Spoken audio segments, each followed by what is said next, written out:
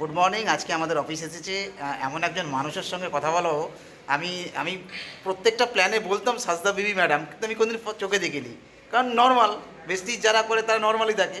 আজকে আমার ইয়াসিন স্যার বললো যে ইনি নাকি সাজদা বিবি। তো ভাবতে পারছেন, এই ম্যাডামের কাছ থেকে শুনুন বেস্টিজ সম্পর্কে কি। ম্যাডাম একটু যদি বলেন, আমার সব ভিউয়ার্স আছে এবং আমি আমার টিমকে। Good morning.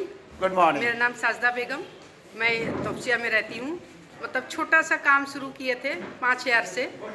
यहाँ पर आने के बाद में समझ में आया कि 5,000 तो कुछ नहीं, 5,000 का सपना लेकर आने का। हाईएस्ट इनकम 80,000 और एक गाड़ी है, 4 बार फॉरेन ट्रिप है। यहाँ से मैंने अपना लग्जरी लाइफ स्टार्ट किया। और आप लोग के मतलब कि वेस्टेज का सिस्टम पे हमारी 2 डॉटर की शादी भी की, फ्लैट भी लिए, और एक दूसरे के लिए हम लोग यहाँ ट्रेनिंग मीटिंग कर रहे हैं कि और लोगों की किस तरह से अपना लाइफ को हम शेयर कर, उन लोग को भी एक लाइफ को अच्छा बना पाए। Thank you.